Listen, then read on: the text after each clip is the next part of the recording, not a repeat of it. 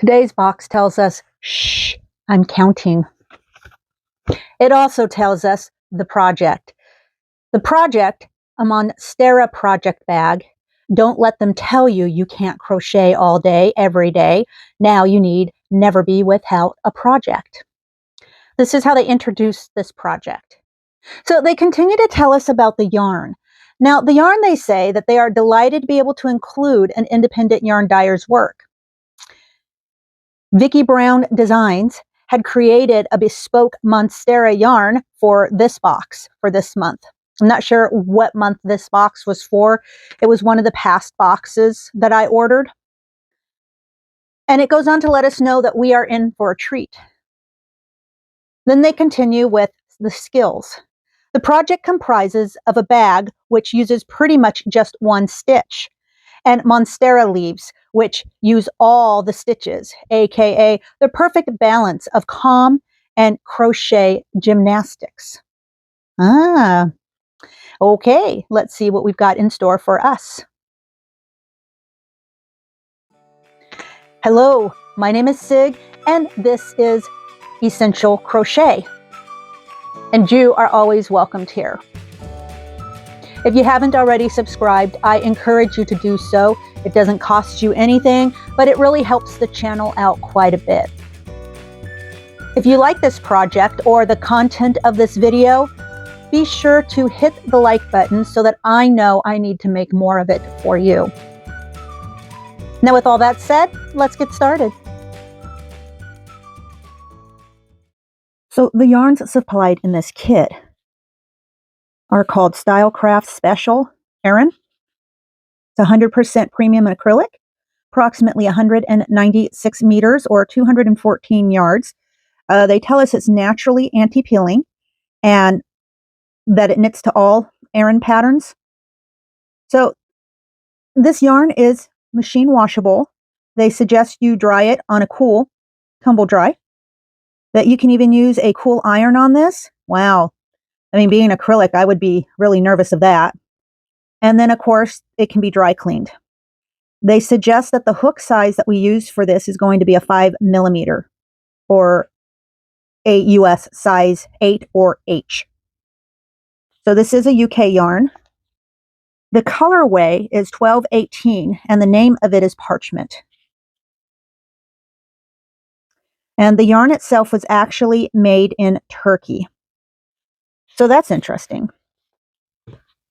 Next, this next yarn is a little more of a premium yarn, obviously. And they're telling us that it's 100% superwash merino. And I can't really tell. I think it's 6 grams. The tag itself has been cut, or 41 meters. And the name of it is Monstera Albo. I'm guessing that's the colorway. And this is put out by Vicki Brown Designs. So that's interesting. So now that we know what the yarn is that they've given us, I'm going to go ahead and I'm going to pull out the book and we'll explore that a little bit and see what other supplies we are getting with this kit. So this is our book, and there's a picture of our project. And the name of the project is Monstera Project Bag. So that's what we're going to be making. Monstera are these leaf. It's the name of a plant. And this pattern is by Lindsay Nunes. So as I open it up, I'm going to look at the supplies that come in the kit. So the first thing it says is a 5.5 hook. And they supplied us with a 5.5 millimeter hook.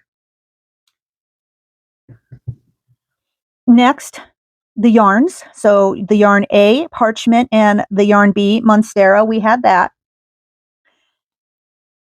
Next, they're giving us some wooden beads. And these are the beads. They're simple wooden beads, nice little painted beads that gives it a nice little touch. I like that.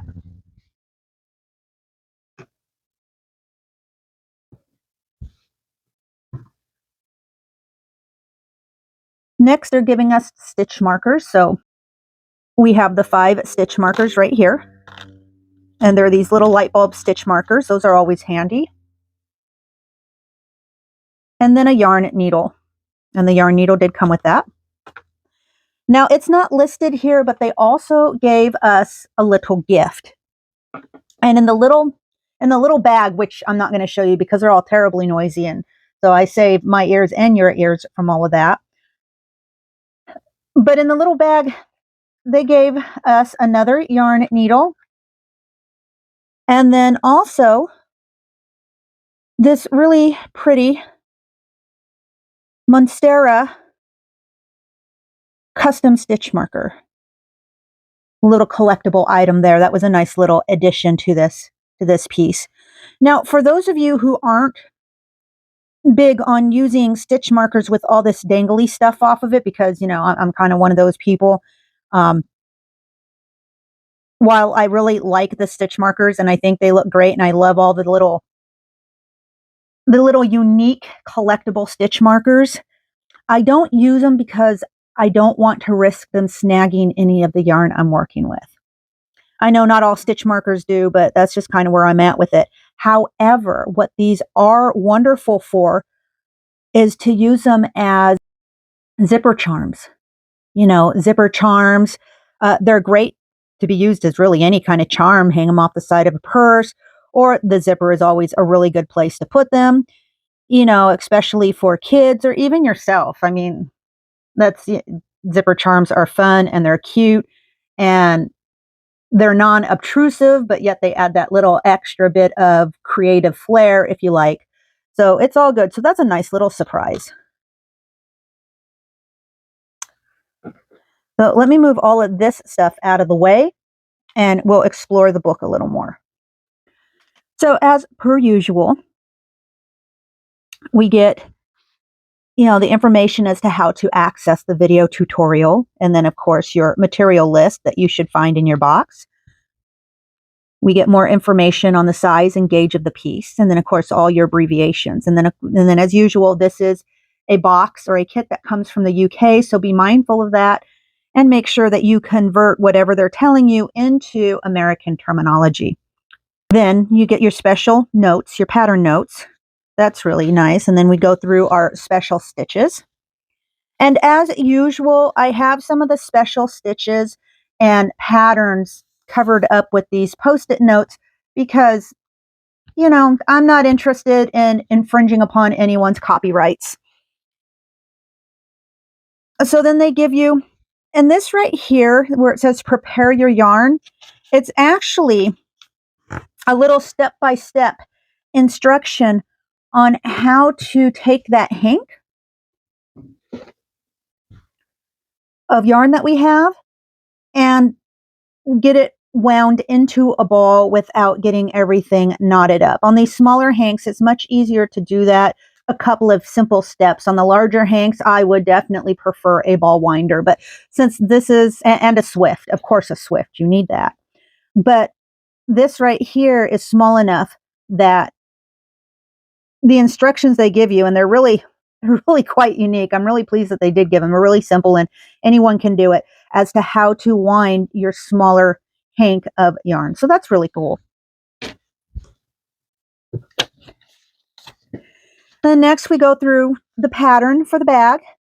And now Lottie and Albert, the Curate box, they really do a nice job giving you also images of some of the steps and what your piece should look like at certain points within your step. And I personally kind of stop and do a little bit of that in the tutorials I give. So I really appreciate it when a kit, because a lot of the kits don't do this. So when a kit actually gives you sort of a visual of what you can kind of expect the piece to look at certain points in the project, I'm always appreciative of that. And then, of course, here we go with even more of those images. More instructions, and then further instructions on how to finally put all your pieces together. Okay, so far I'm very curious. And I haven't seen anything that has been any red flags or set off my alarm bells. The yarn is perfectly soft. I'm still a little, although I'm not going to try this, but it perplexes me when they say I can use even at a low heat iron on acrylic. I've often wonder about that, but okay. yeah, so let's go ahead and let me get this worked up for you, and then we'll talk a little bit more about it. So the project bag is complete.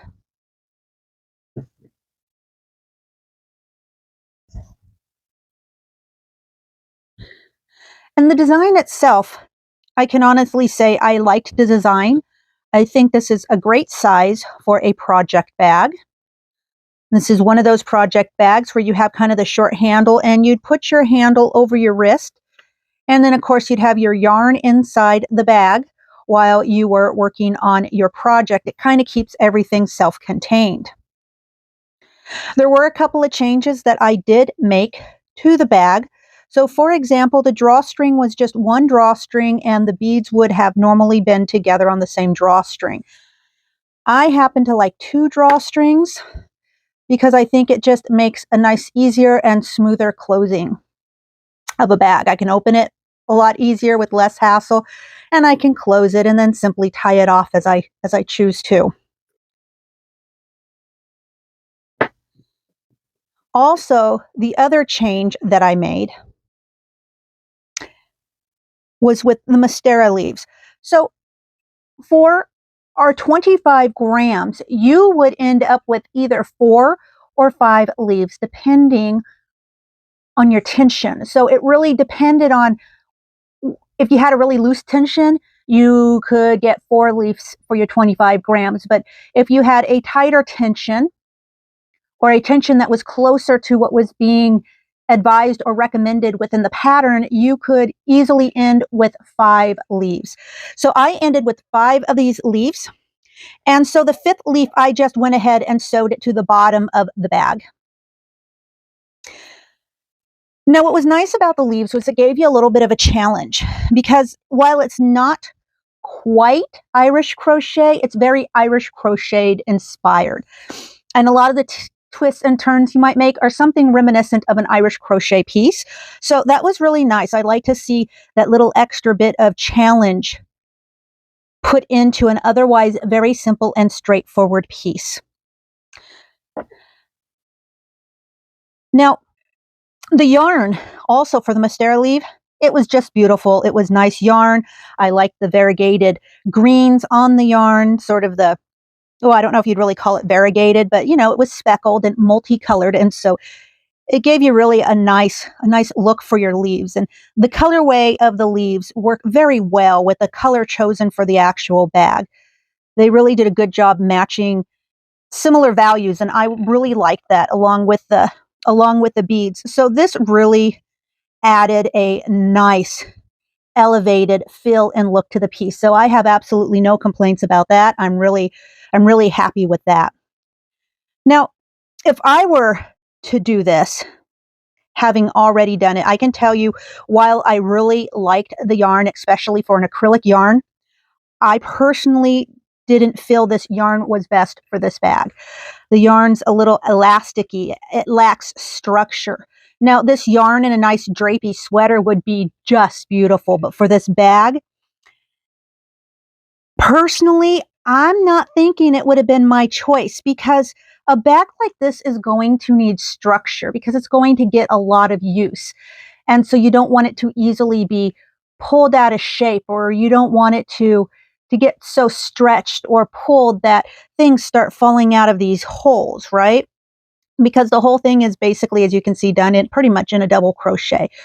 So while that allows for the work to work up quite quickly, it's not very practical when we're talking about a bag that we might use as a project bag.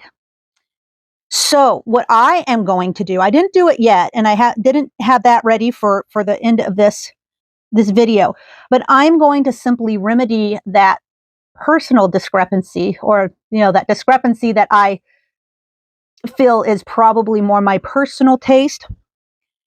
I'm simply going to line the bag. I'm going to make a simple cotton liner. I'm going to line the bag. I'll probably make the liner just ever so slightly bigger than the actual bag itself. So because the bag has so much stretch, my liner can actually be a little bigger than the bag, and that will allow me to put more things in it and allow the bag to expand with whatever project I happen to put in there. So if I have a larger project that needs a little more room, the liner will be bigger in order to accommodate that. And since the yarn is what it is, it's going to expand quite nicely anyways. So that is going to be my plan. So all in all, I'm really quite happy with this piece and how it turned out. Like I said, the only thing different I would have done is I would have chose a different neutral yarn for the bag, simply because I don't think it was the right yarn for the bag. But I do like the yarn. I'm pretty pleased with this acrylic yarn overall. It has a nice feel. It's soft. It has ever so slight a halo, but I don't think that's going to be a problem, especially when it comes to washing, because being a project bag, I do want to be able to wash this from time to time. And so I think with that in mind, that was okay. So yeah, I mean, that's my only problem. So in terms of how much yarn I used every bit of the superwash merino for the leaves. I mean, it was such a perfect amount of yarn.